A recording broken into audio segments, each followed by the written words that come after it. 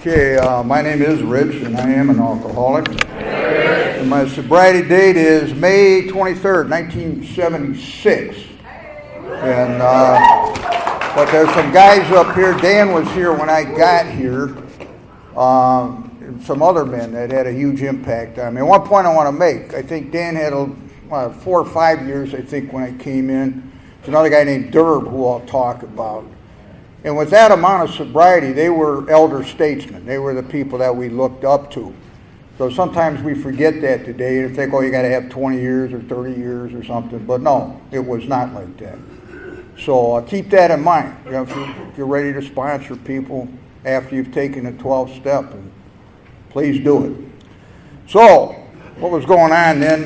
Gerald Ford was president when I came in, the history buff. His wife, Betty, who later started Betty Ford Center in Rancho Mirage, California. She was still drinking at that time. That's the truth. And by the way, we've got high rollers here tonight. It's about $50,000 to go to Betty Ford right now. But you can do an intensive outpatient for only $10,000. You might want to keep that in mind. Then I want to get my drunk along out of the way. I'll make a point about drunk along. In other cities, not Lansing, it's sometimes called a qualifier. And so it's a relatively short presentation just so people get that you're not faking being an alcoholic. Yeah, this guy's a real alcoholic. So I'm going to go through mine real quick, so listen closely because it's not very long. All right. I was a daily drinker. I was a blackout drinker. I drank for any reason, and I drank for no reason at all. So that pretty much covers it. Hopefully that qualifies me to be here tonight. My first introduction to AA was through a guy named Homer who worked at the National Council on Alcoholism. And I was lucky because I got my dream job shortly before I quit drinking. My grandfather had been very successful. He worked his way up from messenger boy to the manager of their biggest, Goodyear Tire and Rubber Company's biggest plant. And that later became Goodyear Aerospace. And my dad was not very successful. He was a bad alcoholic, seriously mentally ill, possibly worse than me. So it was a big deal. I got hired by Motor Wheel Corporation, which at that time was a wholly owned subsidiary of Goodyear. And people often moved back and forth between the two companies to get additional experience. And in fact, the guy that was the controller at that time had been hired by my grandfather when he got out of Indiana University in 1951. So I was kind of in a spot. Here I got my dream job, and the first 5 months, I pretty much used up every alcoholic excuse for why I couldn't come in that day. I mean, I just burned right through them. I had people dying left and right. I had various diseases. People were breaking into my apartment. I mean, and it was humiliating. I thought, what is going on? I drank heavily in college and even more heavily in graduate school. But, you don't pay too high a price.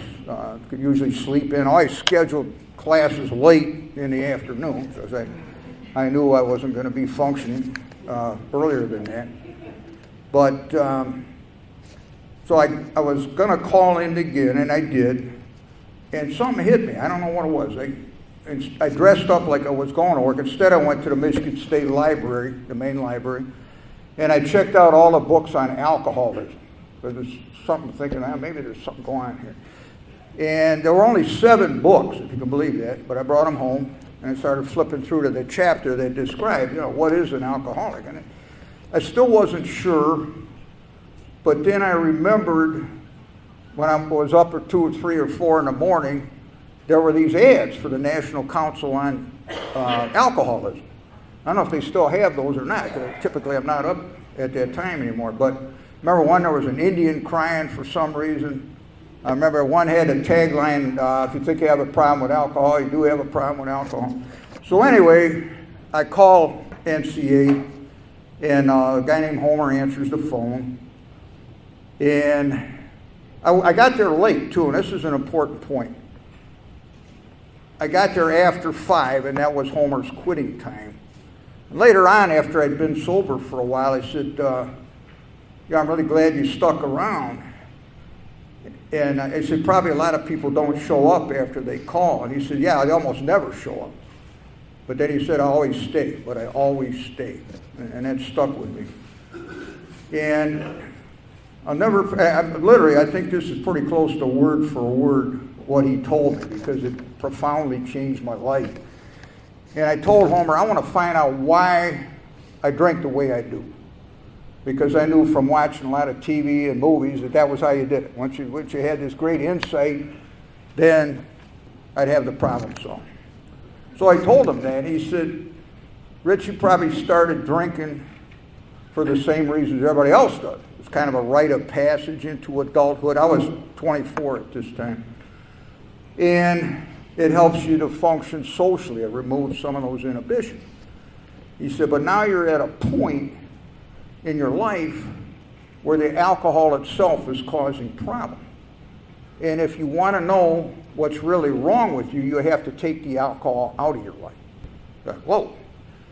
And that's pretty much verbatim what he said. But he realized that I was a shallow individual, and there was a good-looking woman that was working there. Her name was Janet. Oh, sadly, she died of alcoholism 2 years later. But Homer said I should go to a meeting that night, which was a Monday night, and so he told me to go to the Holt Freedom Group, which is still there. And he mentioned that Janet was going to be there. I thought, well, okay, this AA thing is, it might be pretty good. So I showed up, and never forget, now this was back in the days when you had to smoke. That was a requirement for membership. And you had to smoke heavily. And particularly you had to smoke heavily if you were in a basement meeting room with very low ceilings and no ventilation at all. That was the time to chain smoke. That was the way we did it. So after about 2 weeks, I noticed that alcohol was everywhere because I wanted to quit. Now, there used to be this sign on 496 about black velvet stuff. We had this woman in this long black, and everywhere I looked, there's alcohol. And so I'd say about 49% of me wanted to drink and 51% of me wanted to stay sober. And I thought, man, I don't know, how can I do this? So after 2 weeks, I showed up at the Monday meeting and I stupidly said, well, how long does this desire to drink last? When is this going to go away? I mean, after all, it's been 2 weeks. And they all had a big laugh, and I was really hot about that. I felt humiliated. But in my mind, I thought, no, this is too important. I got to stay here. Well, then after a meeting, and I honestly don't think I ever met this guy again because it was so smoky in there. I don't know. It might have been one of these guys. I just don't remember. But he took me aside. He says, look, I know what you're going through. But I'll tell you what to do. You go home tonight, you get down on your knees, and you thank whatever might be out there. Because I don't care if you believe in anything or not. Just thank whatever might be out there. And then tomorrow morning, when you get up, you ask for help to stay sober that day. I thought, okay. And he said, also, it's fair to ask for that desire to drink to be removed. Well, it took about a year, but by God, it finally was removed. And always be grateful. We take that for granted. I bet way over half the people in the meeting tonight have had that desire taken. And many of you are probably sober far less than a year. But if you're like me, I thought about alcohol constantly. I was either planning my next drunk or recovering from my last drunk or figuring out where to get alcohol. I mean, that was an obsession. And then when I quit drinking for a long time, I had the desire and I thought about it. And then all of a sudden it was gone. And with one exception, it never came back.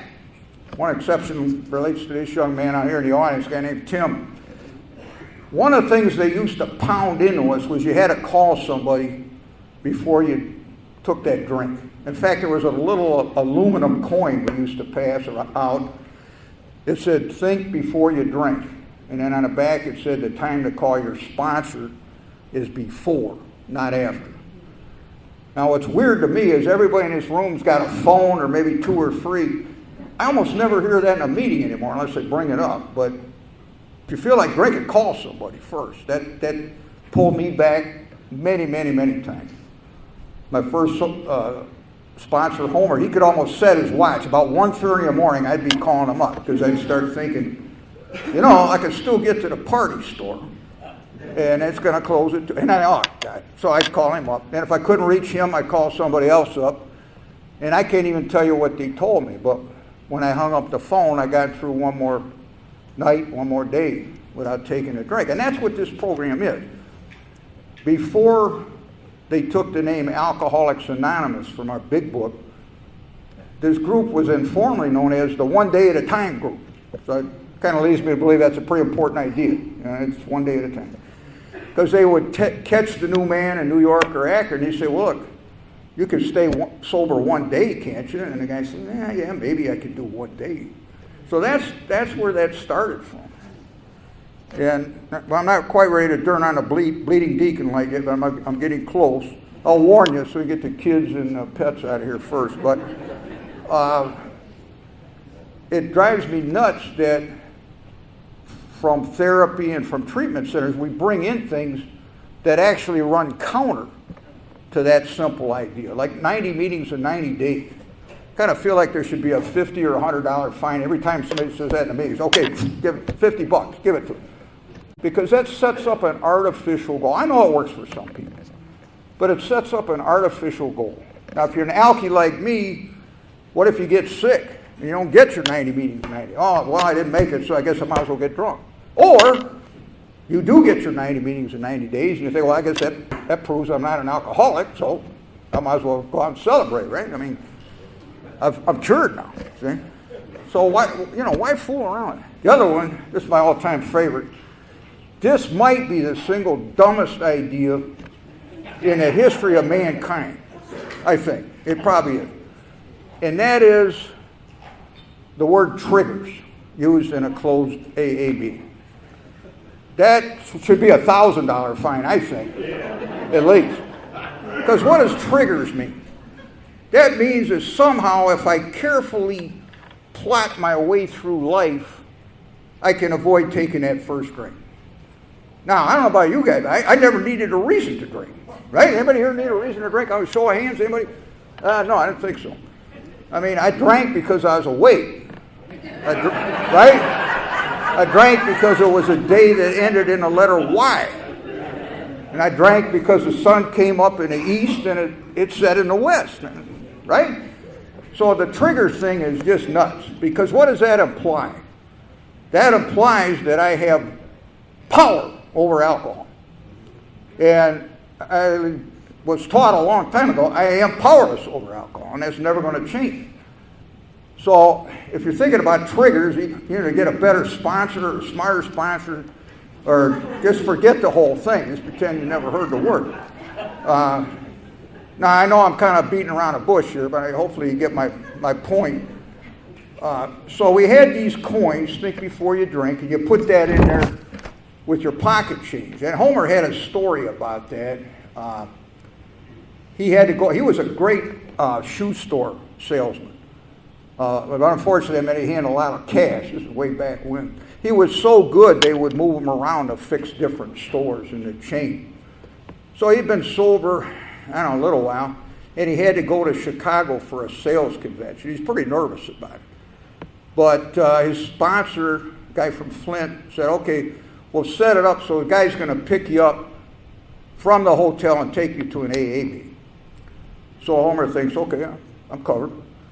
But the session gets done early.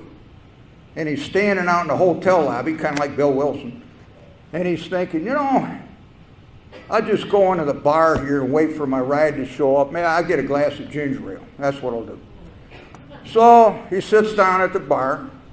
Now, back in that, this is hard to imagine. This was true when I came in. You could take pocket change out and pile it on the bar. I swear to God, this is true. And then the bartender could pull the cost of each drink out of the pile of change. I wouldn't try that today, but back then, that worked pretty well. In fact, I don't know if you guys remember the Real Arts Bar, not Arts Pub, but back in the day, they had a sports fan special. So if there was sports on TV, you got a shell of beer for 20 cents, and you get a hot dog for $0.25. I usually skip the hot dog, but that's how cheap alcohol was back then. So, pocket full of change to keep you going. So Homer sits down at the bar, and he thinks, man, I'm in a bar, I can't order a ginger ale. I say, I'll get a beer. So he calls the bartender, why don't you bring me a beer? So the bartender comes over. He starts fishing through Homer's pile of change. He finds a think before you can drink coin in there. And he must have known something about AA. So he looks at Homer, and he takes the beer. He says, I don't think you want this. And he walks away. And Homer's freaked out. So he grabs all his change, stuffs it in his pocket, runs out of there, and then his ride shows up for the AA meeting. That was the last time he was tempted to drink. I think he had 44 years of sobriety when he died in 2012. So that's how important it is to make the phone call. Now, we were blessed back then because we had a treatment center at St. Lawrence Hospital. And the man that started, a lot of people don't know this, Richard Bates, was a pioneer of alcohol treatment. And that facility was modeled after the first true alcoholic treatment center that was a hospital, which was in New York City, the Knickerbocker. Tim might know about that. It was the Knickerbocker Hospital, and it was built by a bunch of very, very wealthy AA members in Manhattan. And they made Dr. Silkworth, who wrote the doctor's opinion, they made him the medical director. And what they did there was they let alcoholics come in that were sober and work with the patients in the hospital. And they found that had tremendous results. Well, of course, Bill Wilson had already figured that out with Dr. Silkworth at Towns Hospital in New York. And so newly sober people would go up to Towns Hospital and try to work with the people that were going through the treatment. Well, we had that luxury when I came in. That might be one reason that so many of us are still around. Because when I was screwed up, which was often, my sponsor would say, why don't you go up to the hospital and see if there's anybody up there that wants to quit drinking. So I'd do that. And in those days, everybody that worked at the St. Lawrence Treatment Center was in AA. The doctors were in AA, nurses were in AA, what they called psychological technicians, they were in AA. And so if the patients were out in the day room, they were fair game. You just kind of walk up to somebody. If they didn't hit you, you'd sit down and say, how you doing? Try to see if maybe they wanted to quit drinking. Now, oftentimes they didn't. And sometimes we're fairly hostile in their reception. But the amazing thing was, I never had a drink after I went up there. And that reminds me of another guy, Ted S., big old ironworker guy, big booming voice. And when I got divorced, shockingly, I was not a great husband even after I quit drinking. But so I got on the 24-hour call list for AA Central here in town. So I'm getting calls all the time. And I always called Ted to go with me. Because normally these people were not calling from the Ritz-Carlton or, Okemos or, they were someplace really, really, really seedy and dangerous.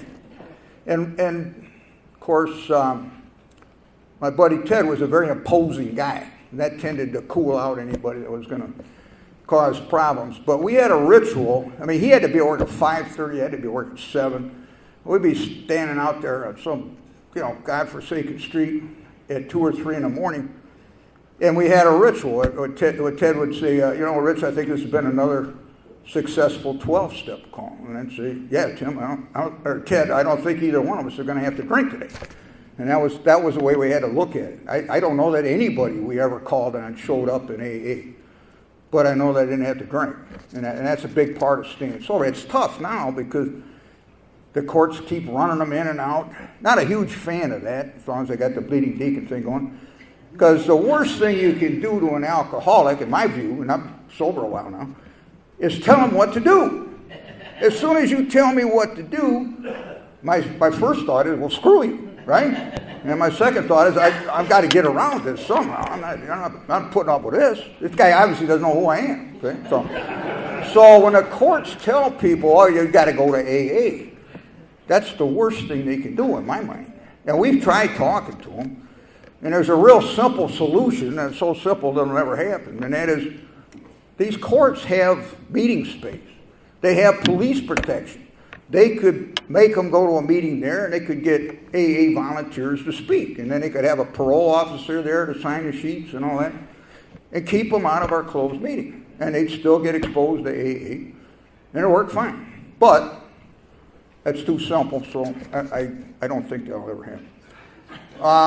Now, the other thing that was interesting, I want to talk about Tim. I went through a long period of time without wanting to drink. I was sober about 6 years. I was 82. I was out there in October.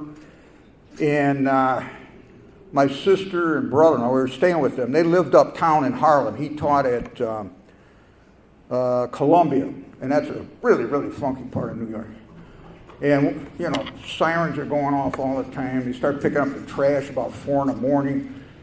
So, and then they had a 2-hour martini hour in lieu of eating dinner. So I'm sitting there. I got agoraphobia at the time. My marriage is breaking up. I got my wife with me. And all of a sudden that martini picture isn't looking that bad anymore. And that's after 6 years. And by some miracle, I had Tim's phone number with me. I don't even know how that happened. God had something to do with it. And I called Tim up. God bless him. He was there. He came all the way across Manhattan Island on a train, which is, if you ever done that, that's no small feat. Not very pleasant either. Probably worse now. But he showed up, and we all went out to dinner. And after that, I was okay. And that's the last time I wanted to drink. But it taught me that desire to drink is still in there somewhere. And all I get is a daily reprieve, like it talks about in the big book. That'll always be a part of me. And I have to do certain things each day to prevent that obsession from returning. It's just right there below the surface. Now, Derb was another guy I want to mention. He's a really impressive guy. But like so many people of the greatest generation, he didn't talk much about himself. I found out later he won a Silver Star in World War II for bravery. That's about, I think, the second highest award you can get. He was a tail gunner on B-52 bombers that were bombing Germany. And the Germans, of course, they got anti-aircraft fire going left and right. They still had a few planes left. And the tail gunner is literally sitting out there in midair. And there's nothing between him and the bullets and the shells, and he's just out there trying to shoot down any planes that might come after the bomber. So when I told him about panic attacks, he says, yeah, I know about those, but I understood why I was having mine. I started having some, and I had no idea why. But he helped me a lot with that. But the thing about Derb, again, he only had around the same as Dan, 4 or 5 years, somewhere in there. But he was a giant. He was a giant in AA. And we loved the guy. He, unfortunately, his heart was shot from all the years of drinking and smoking cigarettes. It was pretty common. But he was in and out of the intensive care unit up at the old Ingham Medical on Green Lawn. And we'd all go up there to see him. And he would say, he wasn't supposed to have visitors, of course, just immediate family. But whichever one of us showed up, and sometimes it was more than one of us, he'd tell the nurse, it's okay, let him in, that's my son. And they knew better. But I kind of wished he had been my dad. He was a really impressive man. He was an accomplished jazz musician, very high-ranking official at the Department of Treasury, but tremendous humility, tremendous humility. He died way too young. Talk about his funeral. He died in February in 1991. He was 70 years old, way too young. But his funeral was in downtown Lansing at the Cortland Runciman place. My sponsor at the time, Terry, and I was there. A whole bunch of anybody who was sober in AA was probably there. There were people standing out in the street because they could not get in to the funeral home to see this man. And it was a cold, cold February day. I remember that too. And it was the first funeral where people just spoke extemporaneously. I'd never seen that before. So various people are getting up and talking about their memories of Derb. And I'm starting to cry, and Terry's starting to cry next to me because we love the guy so much. So finally Terry gets up, and he can hardly see, and I can hardly see, and he just kind of stumbles up to the podium. He has no idea what he's going to say. And he looks out at the crowd, and he says, well, how many men out there did Derb sponsor? And you look around the room, we had 50 or 60 guys stood up. And I'm, wow, what a tribute to the man, what a tribute to AA. What a legacy that he left, you know. You never forget that. But the other guy that was mentioned was Doug Cameron. Doug was the first man to come out as a gay man in Lansing AA. And he did that in 1974.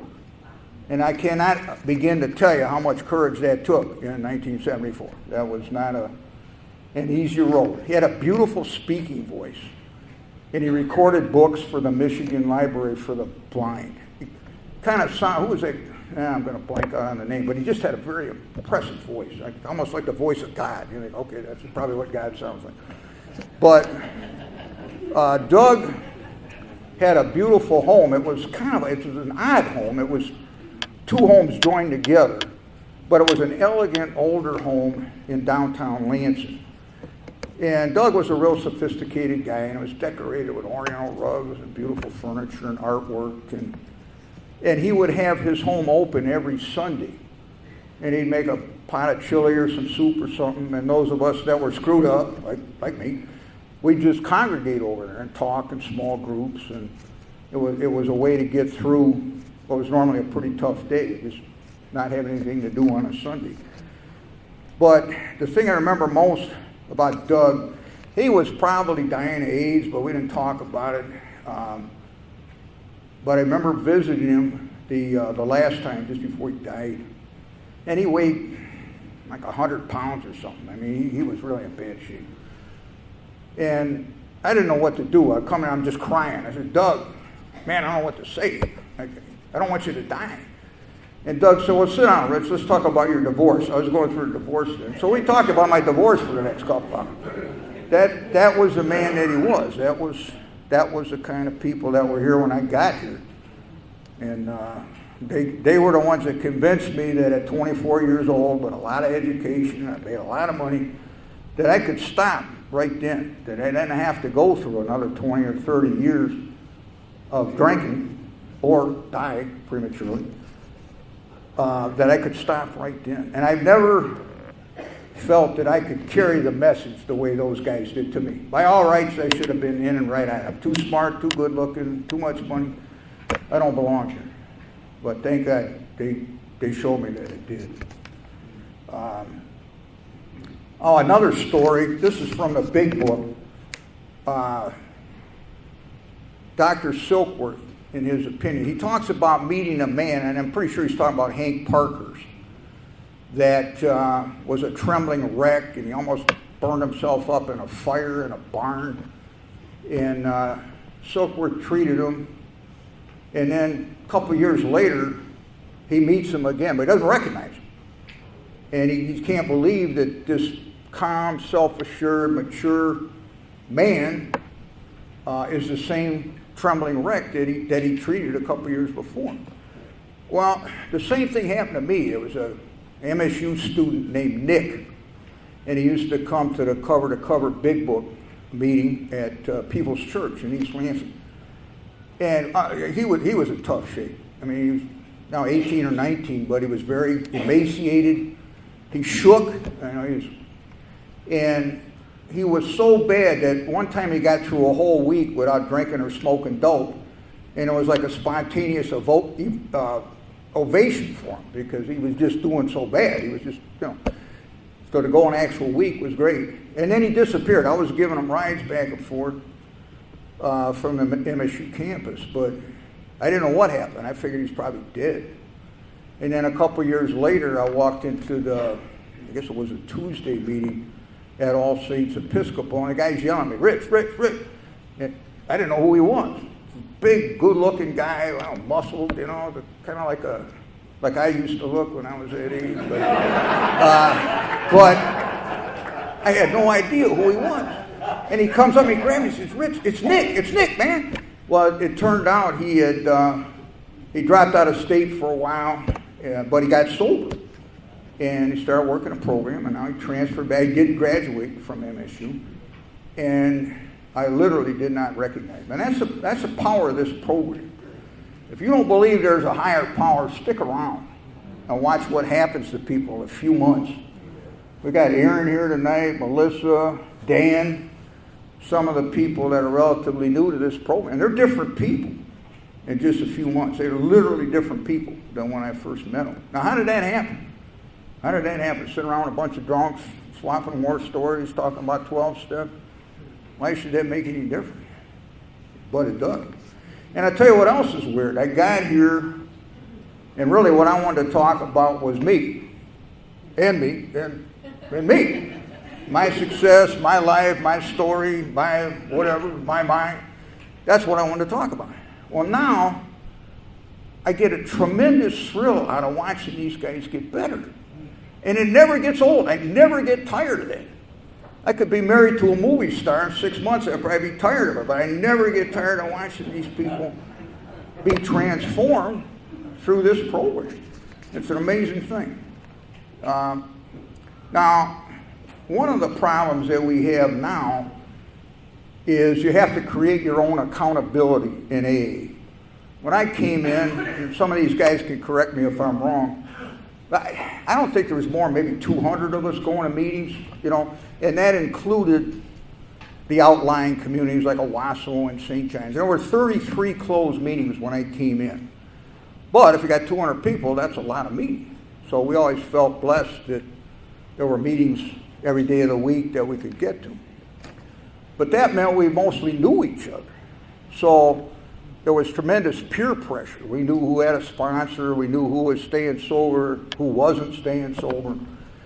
And in those days, we used to talk about ourselves as people pleasers. I haven't heard that in a while. But that alcoholics were people pleasers. Well, certainly that was my case. So part of it is I just wanted to fit in with this group. Man, I didn't want to lose touch with these guys. But the price of admission was I had to get a sponsor, I work these 12 steps, and not drink. But that seemed well worth it to me for what I got in return. But now, you could go to different meetings forever, and nobody would ever know who you were or that you were in AA. I mean, we're just so big now. So you have to find your sponsor, and you have to work the steps, and you have to find a home group, someplace where they know you. So that when you walk in and you sound a little funny, somebody will pick up on that. Hey, okay, what's going on? Really, what's going on? Because they know you, and they know when you're screwed up. And that's the accountability that we got automatically, but now you have to work at that, and it's very important. I want to talk a little bit about the 4th step. Sometimes I hear things in a meeting about the 4th step that seem outrageous to me. They make it sound like it's the Bataan Death March or something. It's the most frightening thing any human being could ever undergo.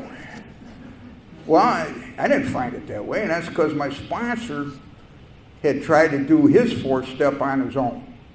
And he wrote this tome. Man, it was like a book. It was huge.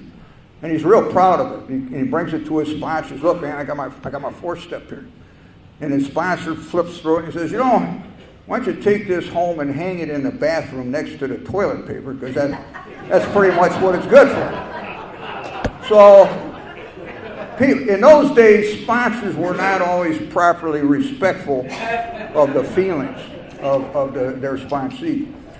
So Homer realized that he had taken the wrong approach. So he made sure I didn't. He introduced me to a guy named Paul C., who just died, a year ago, maybe, 90. Man, I want to go out like him. Last time I saw him, he's driving a Dodge Charger, big engine, big cigar sticking out of his mouth, But he sat me down in his basement, one of those old 50s ranches were down there. And he took me through it page by page. I made notes on what I was going to write. And at the end, he did something. It's not in the book, but I thought it was a great idea. He said, now I want you to write down something that you're so ashamed of that you'll never ever tell anybody about it. Crap. And I thought of something. No, I don't. But I wrote it down, and then he threw it in the fire. He said, now when you take your 5th step, you can decide then whether you want to share it or not. It turned out it did. But he was our 4th-step guru at that time. And it was just accepted. You got to get some special instruction. Now, I always wish they hadn't called it an inventory. But if you think about it, if you've ever worked in manufacturing or retail or wholesale, what's an inventory? It's a list of stuff. And so what this inventory is really 4 lists. If you look at the big book, the first list, of course, is the resentments. Then you list your fears. And then the third one's kind of hard to pull out.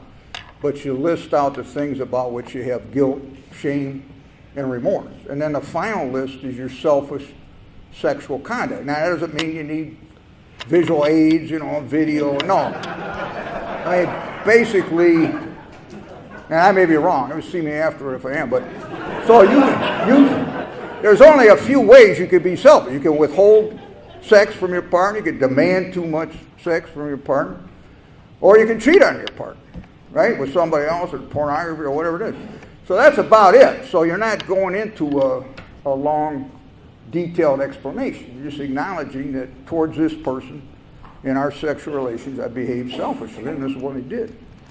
So those are the 4 things. I always tell people, if you know how to use any type of a software that's a spreadsheet, like Excel, probably most people do anymore, that's a great way to do it, because each tab can be one of your 4 lists, and it's very easy to set up the columns, just like it has in the big book. And that way, you're not going to write very much. You look at that example, which when I first saw the grudge list, I had no idea what it meant. I mean, I thought it could have been written in Mandarin Chinese. I had no idea. But the point that Joe and Charlie make, these are AA historians that do a great job of explaining the big book and the history behind it. But they make the point that the first resentment that the fictional alcoholic has, there's one guy that's just hammering him. He's trying to steal his wife, he's trying to steal his job, and he tells the guy's wife about an affair that the alcoholic's having. But all that takes 19 words in the example there, 19 words. So the point is, if you find yourself writing a lot, you're missing a point. It's 4 lists, and it's not a great work of fiction or nonfiction. It's 4 lists. So that's an important point. Now, the other thing that is fundamental to AA is the story that Bill writes about Ebby, his first sponsor from the Oxford groups, his old drinking buddy, comes to him in November of 1934. And Bill's really at the tail end of his drinking. He's about to be hospitalized for the last time. And he sees Ebby show up sober, which is kind of shocking because he'd probably never seen Ebby sober before. But he realizes something's changed in the gang. And so Ebby's talking to him about the Oxford group. But then he says to Bill, this didn't happen quite this neatly, but he says to Bill, why don't you choose your own conception of God? Well, now that really appealed to Bill. He fought in World War I, and like a lot of combat veterans, he saw things that no human being should see. And he believed that there could not possibly be a God that would allow that type of carnage to exist. But that simple idea, why don't you choose your own conception, that became the foundation for AA. Now, a point I want to make about that, though, is I'm a Christian, and oftentimes I hear people just lay into the Christian religion in closed AA meetings. I always wonder why that is. Almost half our meetings are in Christian churches. They're not any place else. We got the clubs, we got Christian churches. That's pretty much where our meetings are. And you can say we pay rent, but the truth is they take whatever we give them, and they put up with us, and they don't kick us out even when we don't clean up or forget to lock the door. They do that as part of their outreach to the community.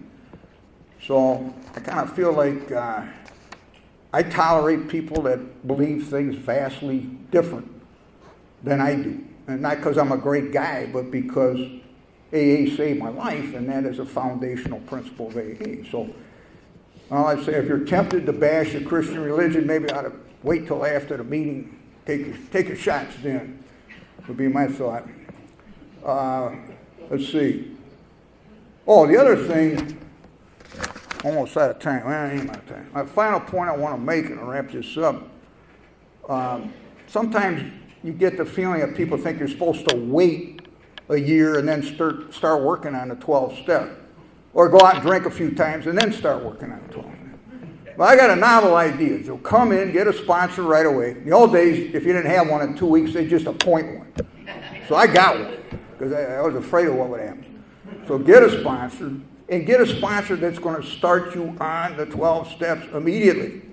And when you finish one step, your sponsor should move you on to the next step. That's how this works.